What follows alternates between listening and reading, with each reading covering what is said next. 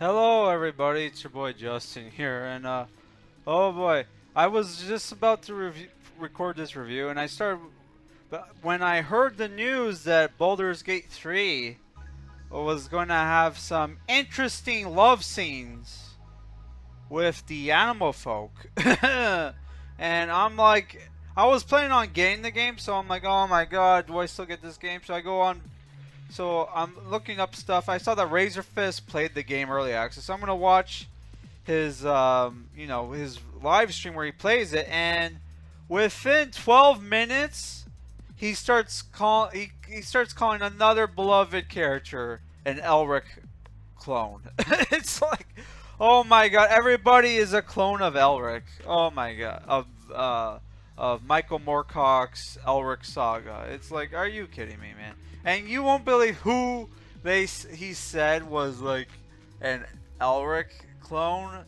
Drist, of all people, Drist, who a lot of people say is basically like a dark elf version of Aragorn.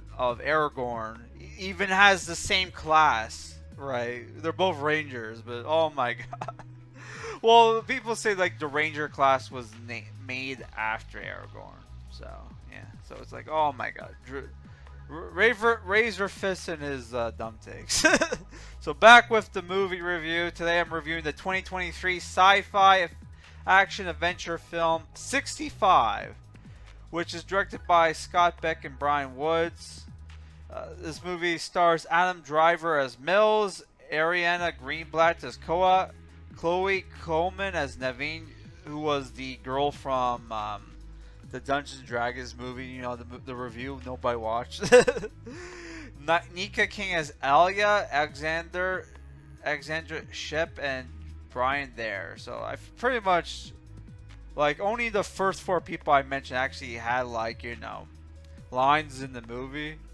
So what made me want to check out this movie, because I normally don't review sci-fi films, because this movie had one is produced by Sam Raimi, and besides from some of Sam Raimi's bad fantasy TV shows that he produced, Sam Raimi is a decent producer. So and the premise of the movie looked good. It looked like basically people from the future crash landing on Earth during a prehistoric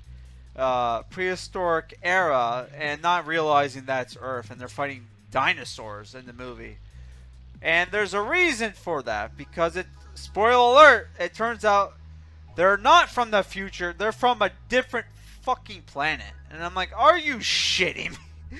They're from a different planet where they just happen to have machine guns. They have the same similar swear words, and they have, like, the one guy speaks English when the other one, the kid in the movie, only speaks like a foreign language. So it's like, are you kidding me, man? That was so dumb. Which there is a twist in the movie near the end. But yeah, the movie is basically about Adam Driver, who has a wife and a sick daughter, and he's basically a pilot, and he has to take a 2-year gig for his sick daughter who is dying, so they can afford to buy the medicine that she needs. Right? I'm not gonna say it. And so he takes the job only for the ship that he's piloting that's freighting people to some kind of planet to get hit by an asteroid field, and the ship crashes on Earth 65 million years in the past, right? So that's like the full title or whatever. Or 65 million years ago, a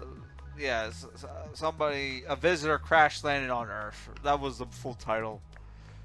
And everybody is pretty much dead, and he's about to game over himself when he realizes that there's two surviving escape pods or whatever. Maybe somebody survived, and it turns out someone did, a little girl. So he has to take the little girl who doesn't speak English trek her through dinosaur-infested jungle or forest, whatever, and take her to a mountain where the only available working escape pod is, so they can escape the planet. Because it turns out that they have a time limit. Not only do they have to worry about the killer dinosaurs like raptors, T-Rexes, which at one point, this reminded me, I'm playing Baldur's Gate right now, and Baldur's Gate, there's a lot of oh fuck moments where you run into like strong monsters. He runs into not one, not two, but fucking 3 T-Rexes at once. T-Rexes that have long arms, by the way. So it's like, oh my god. Like, the DM is really fucking with you right now, Mills. So, yeah, it was a fun adventure movie. And there is a little twist near the end. Spoiler alert! It's like the asteroid. It wasn't. Besides, it turns out the Mr. Freeze was wrong. It wasn't the ice age that killed the dinosaurs. It was a big fucking comet from Armageddon, and it's coming. It's coming. So they have to escape the planet before the big asteroid or comet or whatever crashes into Earth. So the movie I thought was good. It was a fun adventure movie. There's lots of action. There was some horror suspense. Right, the acting was good. Like, this was pretty much like, not to use video game compared to video games, but it was kind of like Dino Crisis meets Last of Us, and there was some really cool cinematography, pretty cool shots in the movie. I would like to see a horror movie by these guys, which have they worked on anything? Oh, like they worked on A Quiet Place and Haunt, I guess.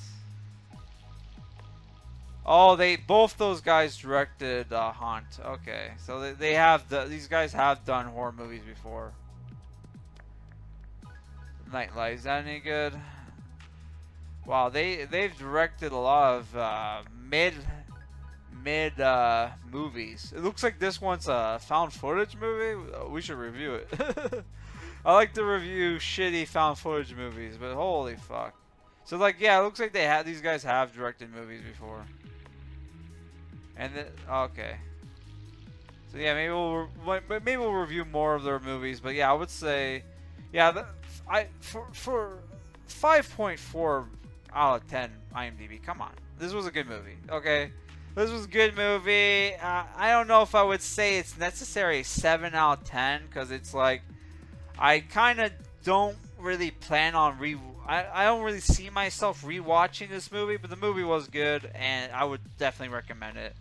You know what? 6.5 out of 10. Not exactly a 7, but it's almost like, you know, a good. It's the thing where it's a good movie, but it's not like, it doesn't really have rewatch value. But yeah, it was a good movie. I'm gonna check out more movies by these guys. All right, guys, that's it for this review. Peace.